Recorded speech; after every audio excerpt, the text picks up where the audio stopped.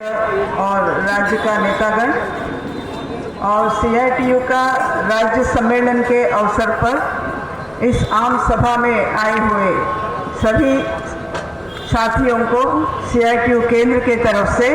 लाल सलाम देती हूं और अभिनंदन बताती हूं। सबसे पहले आपको जो 20 अप्रैल को एक बहुत ही शानदार मजदूर, किसान, खेत मजदूर और जो श्रम ज्वेलर्स का बड़ा रैली ब्रिगेड परेड में किया है, उसके लिए आप सबको बहुत ही अभिनंदन भी मैं देना चाहती हूँ। साथियों, आप सब जानते हैं सीआईटीयू का 8वां राष्ट्रीय सम्मेलन दिसंबर 31 तारीख से जनवरी 4 तारीख तक, इस साल का दिसंबर 31 तारीख से 2026 जनवरी 4 तारीख तक विशाखापट्टनम आंध्र प्रदेश में होगा। और इससे पहले सीआईटीयू का निर्णय है कि हमारा सभी राज्यों में राज्य स्तर का और जिला स्तर का सम्मेलन, हमारा जो महासंघ है अलग अलग उद्योग में उनका सम्मेलन, ये सारा प्रक्रिया खत्म करके हम राष्ट्रीय सम्मेलन में जाएंगे। और इसमें सबसे पहले पश्चिम बंगाल का राज्य सम्मेलन हो रहा है और इसके बाद में अलग अलग राज्य सम्मेलन का डेट भी तय हो चुका है। तो इस सम्मेलन में हम मजदूर वर्ग का समस्याओं के बारे में चर्चा करेंगे और इस समाज में, पूंजीवादी समाज का जो शोषण है, वो शोषण का असर मजदूरों के ऊपर कैसा पड़ रहा है, खास करके हमारा देश में जो बीजेपी का नेतृत्व में सरकार है, पिछले 11 साल से चल रहा है, तो उस सरकार का जो नीति है उसके बारे में हम चर्चा करेंगे और मजदूरों को इकट्ठा करके उनका संघर्ष को तेज करने के लिए आने वाले दिनों में जो हमारा 17वां सम्मेलन में हम निर्णय लिया था कि मजदूरों का समस्याओं को हल करना है, उनका स्थिति को बेहतर करना है, तो हमारा संघर्ष को एक ऊंचा स्तर पर लेके जाना पड़ेगा। आज का दिन में हम कुछ धरना प्रदर्शन करेंगे, कुछ मेमोरेंडम दे देंगे तो काम नहीं चलेगा। तो हमारा संघर्ष को एक ऊंचा स्तर का जो प्रतिरोध और रेजिस्टेंस का स्तर पर हमको लेना पड़ेगा। तो इन 3 सालों के अंदर हम ऐसा संघर्ष को तीखा करने के लिए हम क्या किया है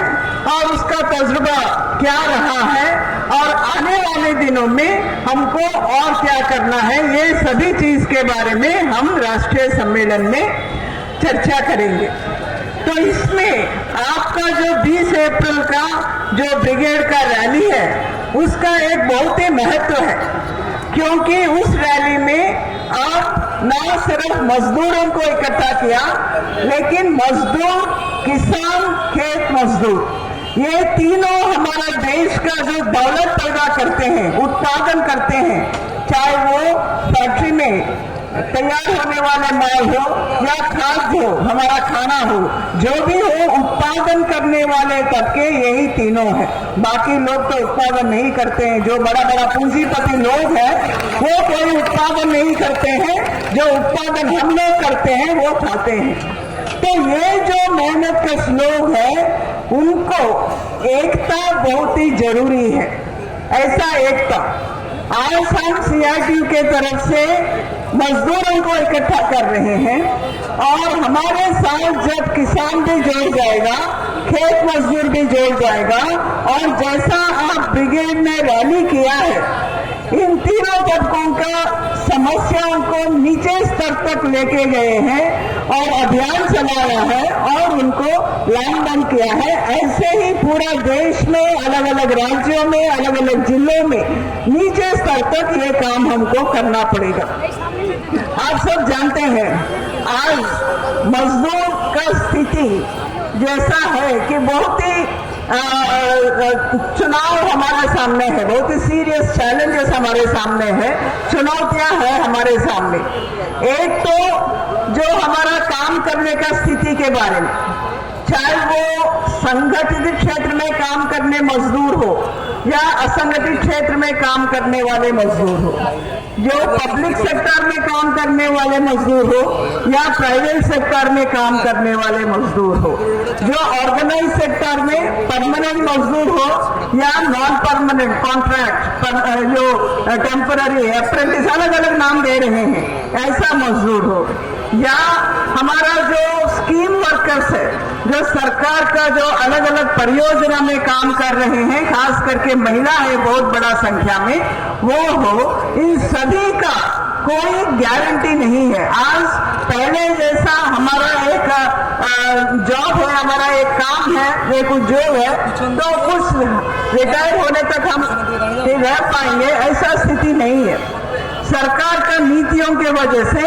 जो हमारा मजदूरों का स्थिति घटता जा रहा है, जो निजी वेतन है उसमें कोई बढ़ोतरी नहीं है, पिछले 15 साल से निजी वेतन में बढ़ोतरी नहीं है, और कुछ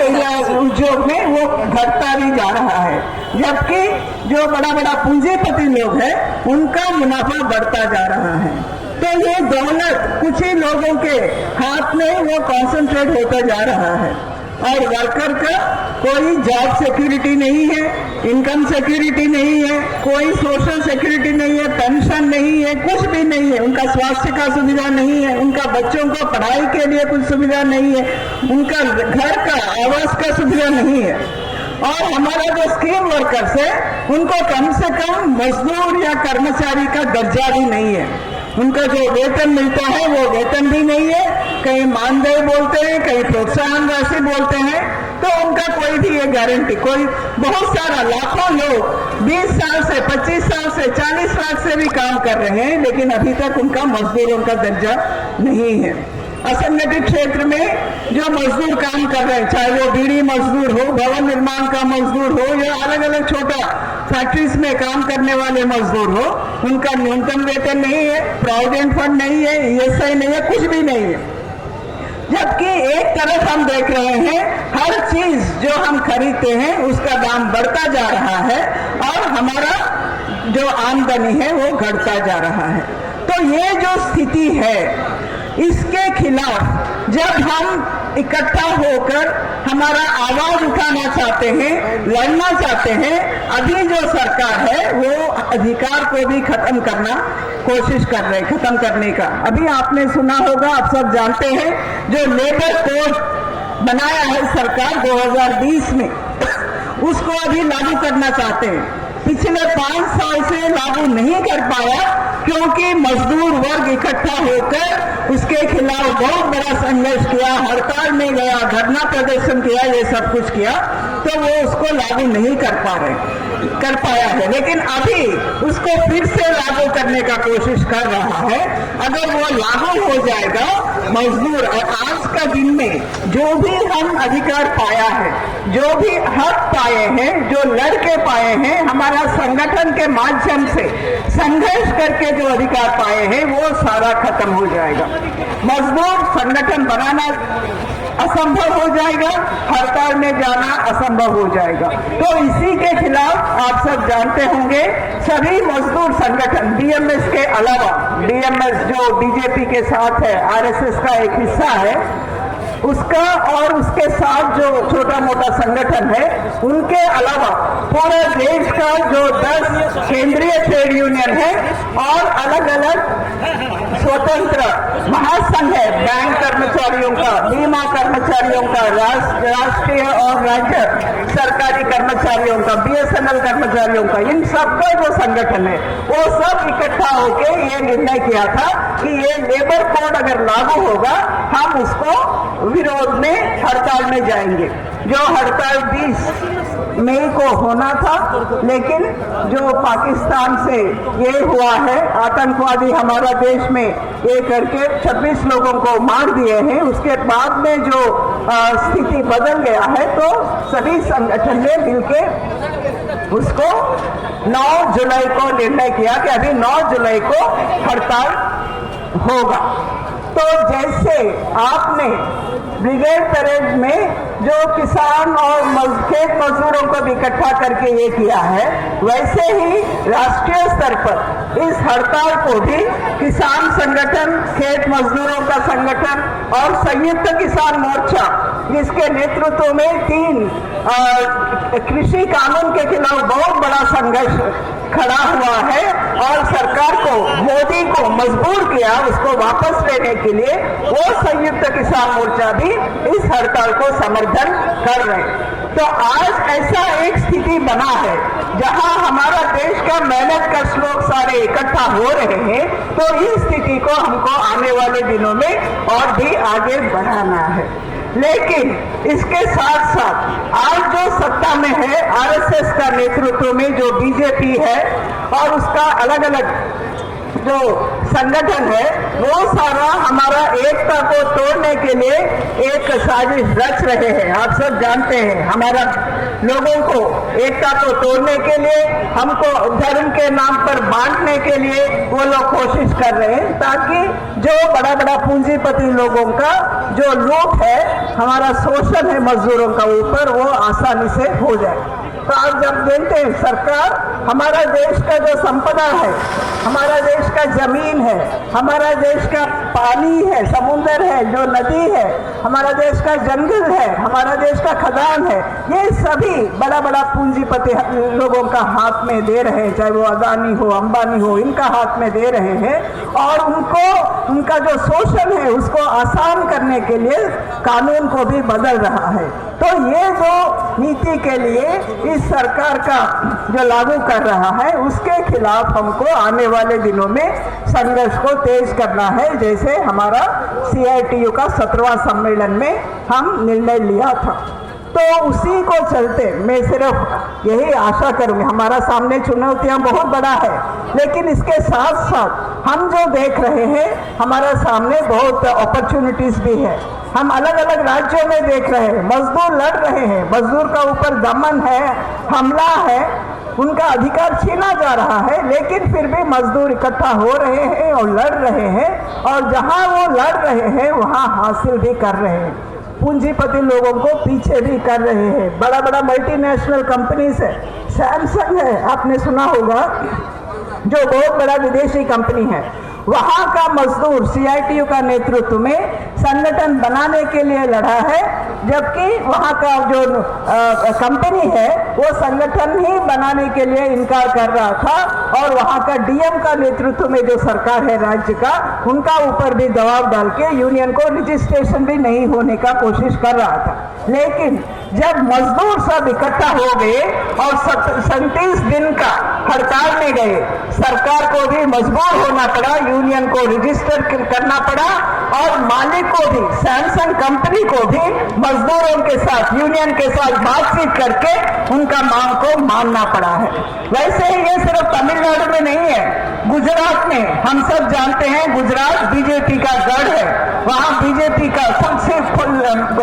मोदी और अमित शाह का राज्य है, और वहां भी JK पेपर मिल का मजदूर अभी CITU के साथ जुड़े हैं, और वहां का मजदूर 31 दिन का हड़ताल में गए हैं। गुजरात में कई दशकों से हड़ताल नहीं हुआ, लेकिन जब ये मजदूर CITU के साथ जुड़े हैं, वो हड़ताल में गए, और वहां भी मालिकों का दमन के बावजूद, और लेबर डिपार्टमेंट भी, वो हड़ताल नहीं हो सकता है, गुजरात जैसा राज्य में हड़ताल नहीं हो सकता है, ऐसा रवैया लिया है। लेकिन तब भी मजदूर खड़ा हुए, और वहां भी मालिक को मजबूरी से यूनियन के साथ बातचीत करके उनको मांग को मानना पड़ा है।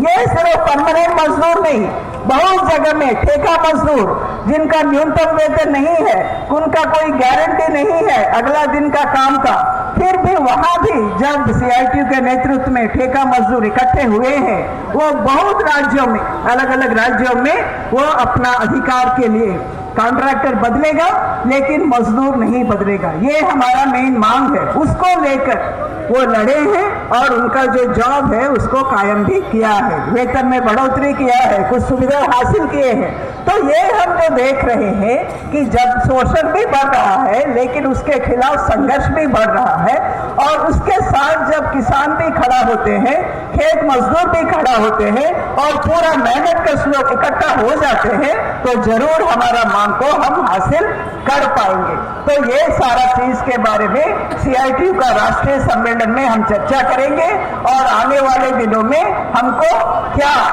रणनीति लेना है, कैसा कार्यक्रम लेना है, इसके बारे में चर्चा करेंगे। और कल से आपका राज्य का जो सम्मेलन होगा वहां भी ये सारी चीज राज्य स्तर पर आप चर्चा करेंगे। मैं इसमें इतना ही आशा करती हूँ कि आने वाले दिनों में CITU का राष्ट्रीय स्तर पर जो भी निर्णय होगा वो पश्चिम बंगाल में आप सब अच्छी तरीके से लागू करेंगे। खास करके जो 9 जुलाई का हड़ताल है उसमें सभी मजदूरों को इकट्ठा करके एक शानदार हड़ताल पश्चिम बंगाल में आप करेंगे, और इसके साथ साथ किसान और खेत मजदूरों को इकट्ठा करके भी जो हमने निर्णय लिया था, मजदूर हड़ताल में जाएगा लेकिन इसके साथ साथ असंगठित मजदूर और खेत मजदूर और किसान रास्ता रोको करेंगे, रेल रोको करेंगे और पूरा देश को ठप करेंगे, बंद करेंगे। ऐसा एक स्थिति बनाकर इस सरकार का ऊपर दबाव डालना है ताकि ये नीति को बदलना पड़ेगा, और जो मजदूरों को, लोगों को बांटने का जो साजिश है उसको भी हमको रोकना पड़ेगा। तो यही काम आप करेंगे, इसी आशा के साथ मैं आप सबको दोबारा बधाई देती हूँ और मेरा बात खत्म करती हूँ। धन्यवाद।